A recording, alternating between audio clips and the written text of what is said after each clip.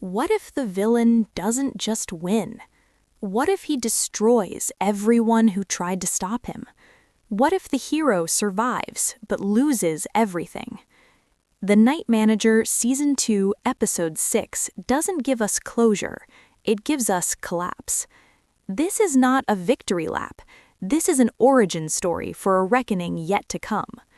Today, I'll explain the complete story of the finale, every betrayal, every death, every twist, and why this ending is one of the most infuriating yet brilliant finales in modern spy television. This is The Night Manager, Season 2, Episode 6, explained from beginning to end. The episode opens with an overwhelming sense that everything is finally going according to plan. Jonathan Pine is on the move, Roper's empire is supposedly closing in on itself, and for the first time all season, Pine looks like a man who might actually win. But this confidence is an illusion, because while Pine is executing his plan, Richard Roper is executing a better one. Episode 5 ended with a bombshell. Roxana Bolanos, Pine's closest ally, was seen meeting Richard Roper. At first glance, it looks like total betrayal, and the danger is very real. Roxy knows Sally Price Jones, the location of Octavio Perez, the orphan who witnessed Alejandro's murder, Pine's operational habits. If Roper gains full access to this information, he can force Pine to surrender simply by threatening the people he loves. But here's the crucial truth. Roxy doesn't know everything. She has no idea that Teddy has turned against his father. Pine and Teddy are working together, and the EMP weapon is the true linchpin of Roper's deal. Roxy's decision is driven by hurt, not ideology. Pine pulled away from her, not because he didn't care, but because he knows anyone close to him ends up dead. Roxy interprets this as manipulation, so she does what desperate people do in this world. She chooses survival. Whether she's bluffing or betraying Pine outright remains ambiguous, and that ambiguity fuels the rest of the episode. Teddy is the emotional heart of this finale. Around Roper, Teddy regresses into a child, desperate, hopeful, eager to please. He believes that if he helps Roper reclaim his power, his father will acknowledge him, accept him, and finally give him his name. But Teddy is wrong. Roper never intended to save him.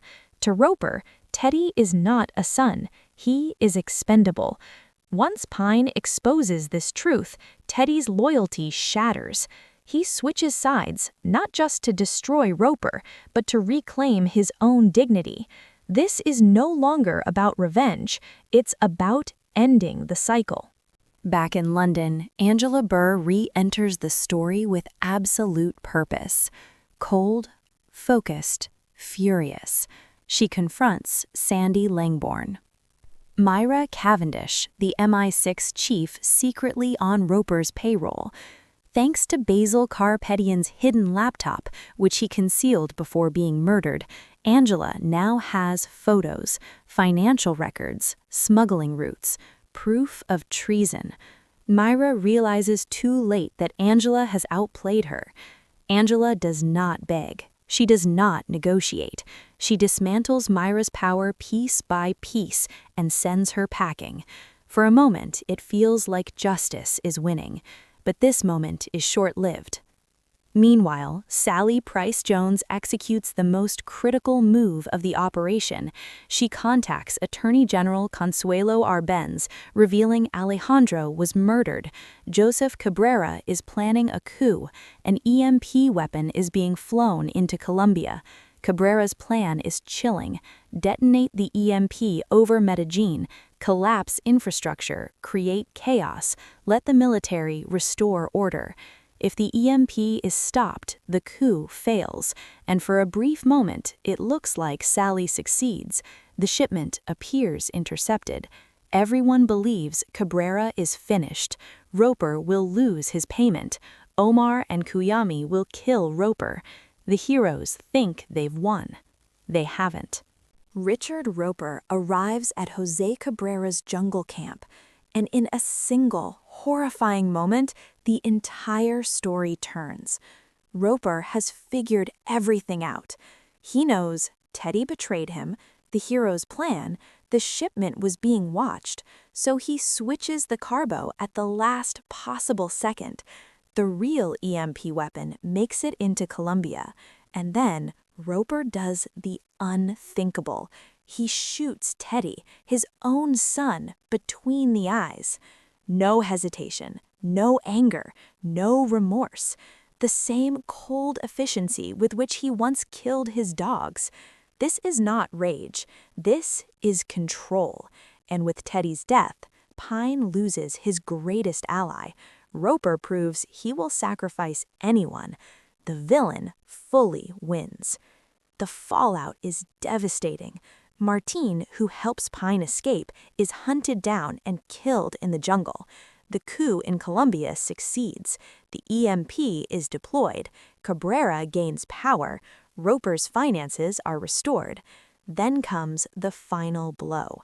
In one of the most shocking scenes of the series, Angela Burr is at her home in France. She believes she's safe. She isn't. A gunshot rings out. Angela Burr is murdered. The woman who fought corruption for decades dies alone, not in a blaze of glory, but as collateral damage in Roper's victory.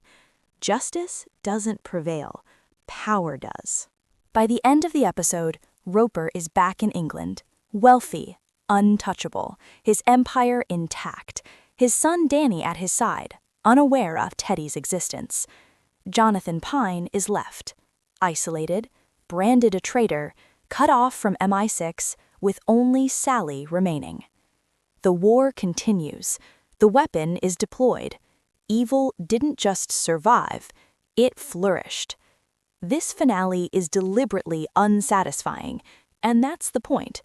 Creator David Farr has confirmed this was always meant to be a 2-season arc, a dark middle chapter, the Empire Strikes Back of the story.